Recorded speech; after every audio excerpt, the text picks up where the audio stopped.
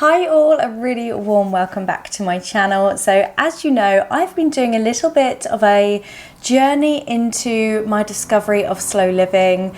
As I said before, I did not realise quite how huge this way of life is, or the way that the amount of people that live in a slow living kind of way. And it's been amazing to discover over the last few months, or month or so I guess, how much it can impact my life for the better.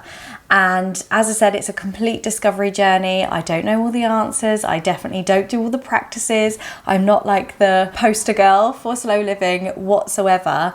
But after feeling quite a bit of burnout at the beginning of 2023 this year, I knew that something needed to change, and I felt like I was juggling so many plates. I know we all probably feel that side of things with a busy life, and I think not really giving myself any grace from going through 2020, the crazy year that just turned everyone's world upside down, and realizing that things need to be addressed, things need to be sort of understood about myself, and yeah, you can't keep doing it all. So I really am enjoying being a bit more intentional with living and taking small pockets of time. It's very difficult when you're busy. I run my own business, I have 2 children, and it's really hard to try and do a slow living lifestyle when you have lots of things going on, as I'm sure lots of you can relate to. Historically on my channel over the last few years now, I've been documenting our journey to financial well-being, and I thought that there must be a huge crossover between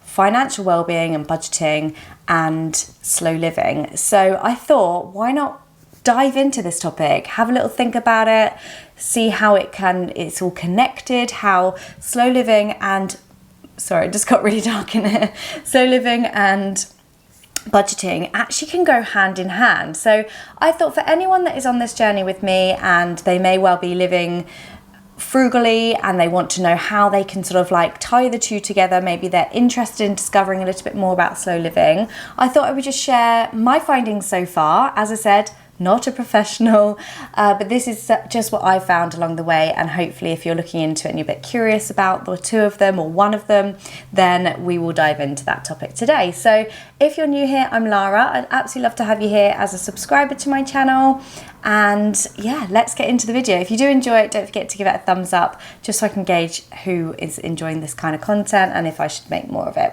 Anyway, grab yourself a cuppa and let's get into the video.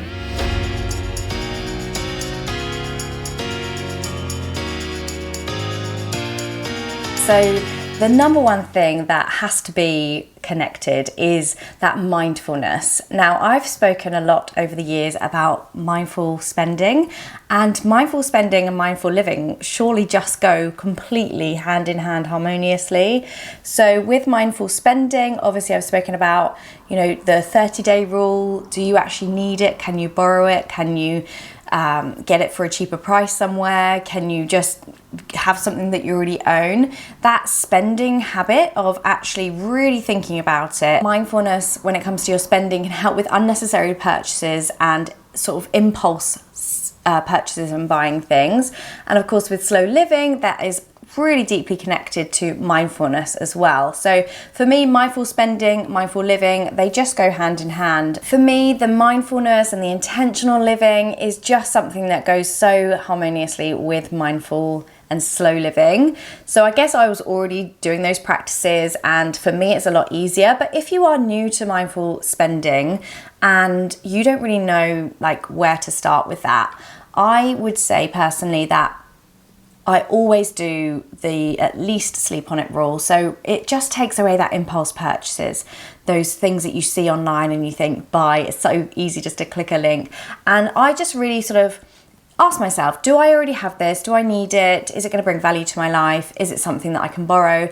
And often I will really consider the purchase, and you know, I may well buy it. It may well make life easier. It may well be something that I spend a little bit more money on, but actually in the long run I save money. It may well be something that actually I can buy that then will save me money. So I don't know, like say nice coffee at home, for an example, and then not buy coffee out. Little things like that. So for me, mindful spending sort of goes beyond that instant gratification, that impulse purchase, and actually it makes me ask myself, does this really align with my core values and what I need to be having in my life? So it sort of almost goes back to that minimalism side of things, which I guess a lot of slow living does cross over with. And often I will buy the thing, but I will really consciously think about it. And that makes a massive difference to my spending. And it just works out whether your values, is it aligned to your values? So is it sustainable? Is it worthwhile? Is it something that actually I believe in or that's really gonna bring value to my life? And once you work out your values, it can be really helpful to help you decide whether you actually do want to buy the thing. Also, practicing self-awareness, again, a massive crossover with slow living, is paying attention to your triggers. I always talk about spending triggers. Are you bored? Are you upset? Are you happy? Are you excited? Are you just scrolling at nighttime? That self-awareness over why you're buying the thing can really help you cut down the spending. And obviously financial goals, if you are new to mindful spending, set yourself a goal, make sure you know exactly what you're working towards, and having that in a goal can really make you understand, like, if you buy the thing, is it going to take you another week to save up for what you're actually saving for as your bigger goal? Have that as something on your phone, on your fridge, somewhere you can visually see it. When we were saving for our first house, our house deposit,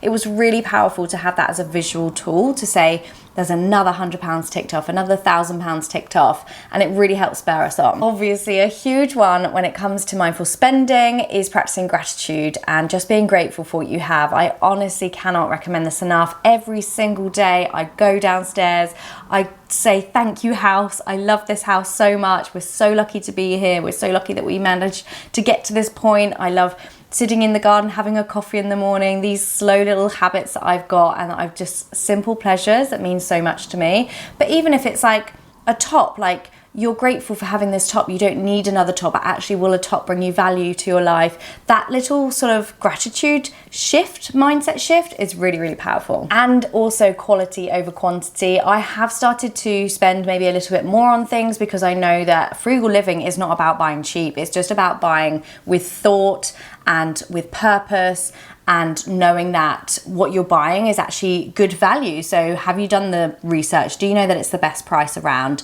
Do you know that it's not going to go into sale soon and you could actually get it cheaper if you waited a little while? Just those sort of practices are definitely ones that I take forward into my everyday life. Right, so another way that slow living and budgeting and financial well-being are connected is through minimalism and decluttering. Now, you know I love a minimalism video over here, but I am not a minimalist.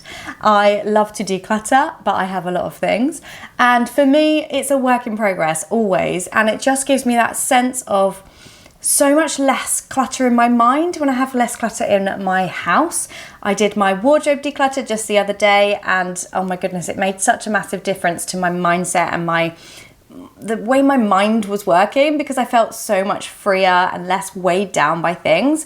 So minimalism is a really key way of living slowly and having less things, as well as budgeting, because obviously with having less things, you spend less on things, you buy less things. So there's a massive connection there as well. It also means that you could even sell things and make money that way. So actually budgeting and financial well-being being increased by selling the things because you have less things, or to get to less things.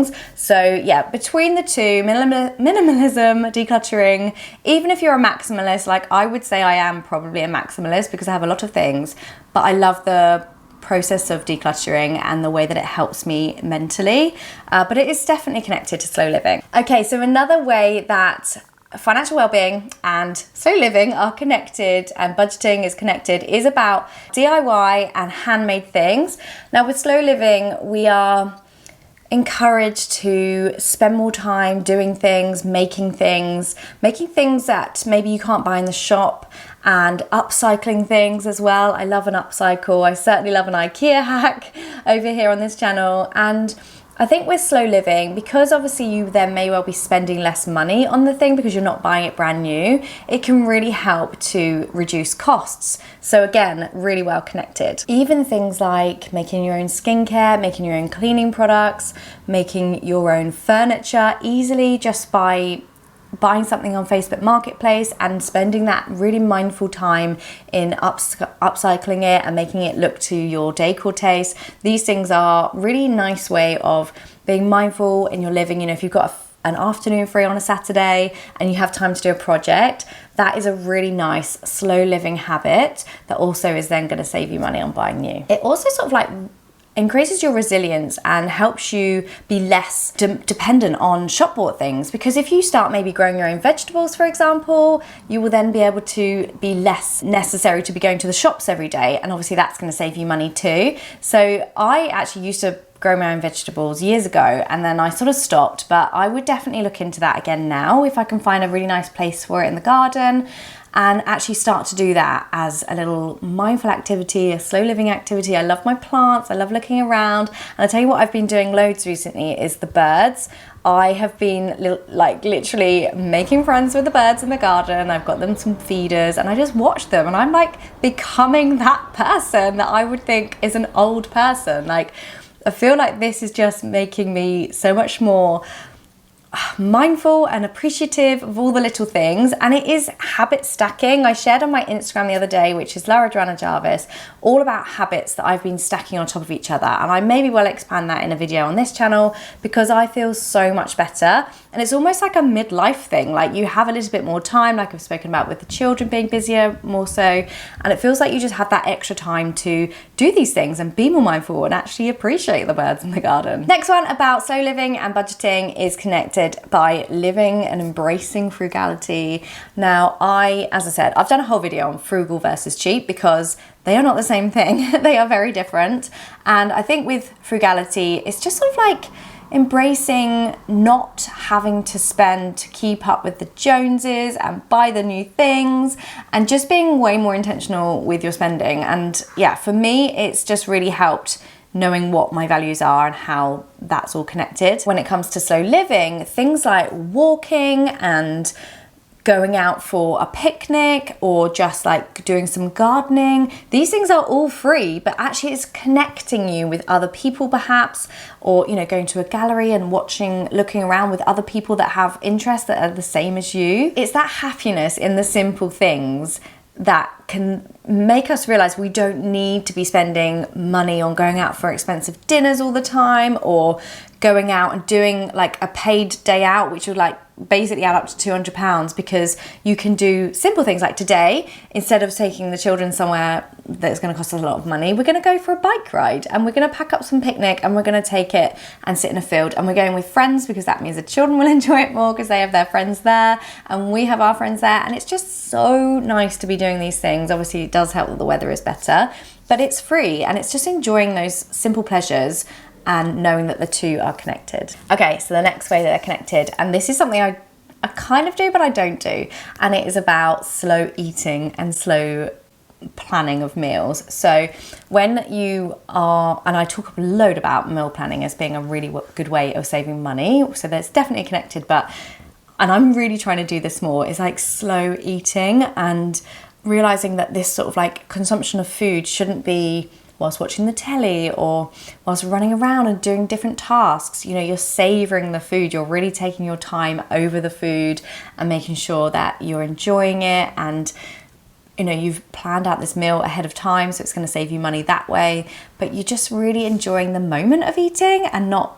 pairing it with something else. It's also about the preparation of food, and not just the consumption, but you know, it's a enjoyable thing to create the food that you're going to eat, rather than just sort of buying convenience food or getting takeaway. And obviously in hand, this is going to save you loads of money. Even batch cooking and zero waste kitchen, these are all slow living practices. When I've done zero kitchen, I find that I save so much money, because there is at least maybe 2 meals a week where I just throw it all in. Whatever I've got left, I will make a meal out of it, and that's definitely going to save money that way. But also it's like that slow living mindfulness around what's going to go together, how can I make this work together, is something that is a nice connection to. Okay, so resourcefulness and repurposing is a lovely slow living habit and mindset, And of course, that's going to save us money. Giving new life to things that you already own and maybe repurposing them, upcycling, like I said earlier, is really going to help you save money, but also it's going to make you like dive deep. Like, how can you make this thing work for your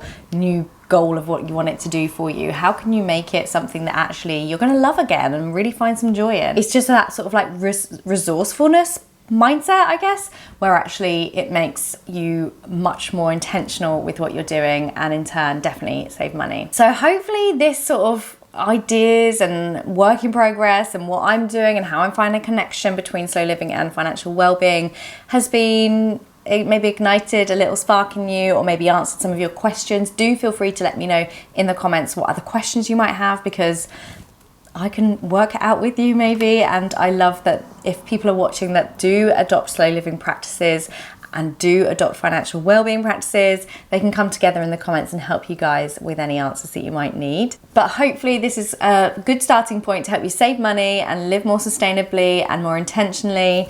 And yeah, we're going to keep deep diving into this topic, guys. I'm really interested in it. I love how it's just made me much more aware of everything. Gratitude is just the best thing, and just being grateful, even if you don't think you have what you want, be grateful what you do have, and more good things will definitely come your way. Anyway, guys, I'm gonna leave it here. Thank you so much for being here, and hopefully you enjoyed the video. If you do, give it a like and subscribe if you're new to the channel, and I will see you guys in my next video. Take care. Bye.